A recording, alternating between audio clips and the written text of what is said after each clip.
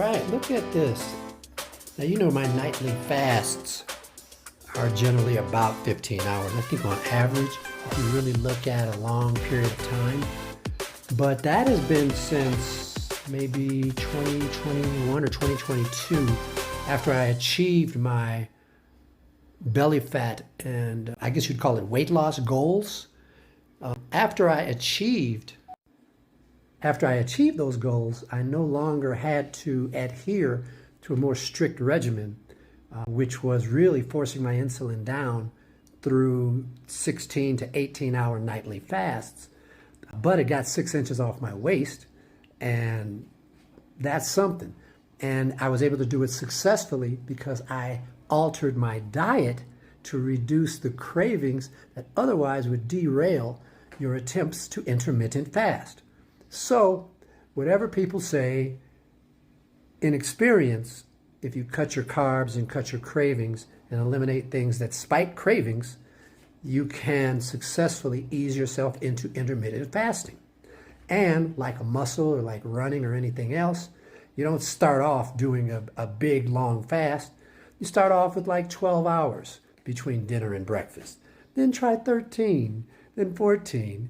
And as you stretch it, you might do a little hack, like put a little butter in your coffee. Kind of a cheat, but if it keeps your insulin low for another hour before you take in your calories, before you take in your food, you're still training your body, you see, to an eating schedule where the ghrelin doesn't go up. Because remember, your body has habits.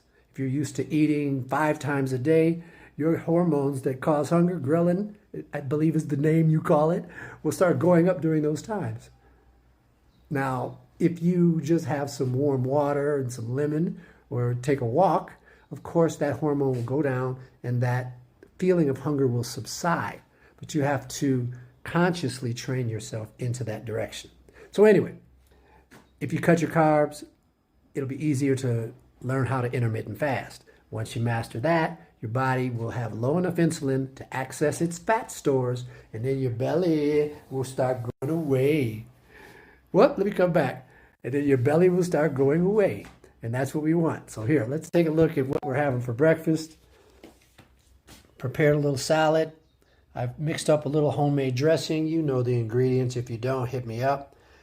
We've got 125 grams of minced beef, ground beef, a little aged cheddar in there. That's left over from previous dinner. 3 eggs, garlic, a little bit of rice. You know, I use black coffee, my water. So it's a low-carb meal with adequate protein, healthy fat that is contained in the food itself. Although I cook the eggs in ghee, which, you know, is a good fat, animal source fat. Sorry guys, that vegetable oil, that processed factory oil is not what I suggest. I don't care if it says heart healthy on the label. I think they're tricking you. Now, nevertheless, you know, you don't have to listen to me. I suggest you take your advice from your physician. And then I also suggest that you choose your physicians wisely. That's it. That's all I got for you. I got to break my fast. I got to eat. I had a great workout this morning. My foot that was ailing me, the little plantar fasciitis, is over 90% healed. I'm going to be back running with my club soon. I can't wait. Anyway, it's Tuesday. Let's get into it. Let's make this week happen. Later.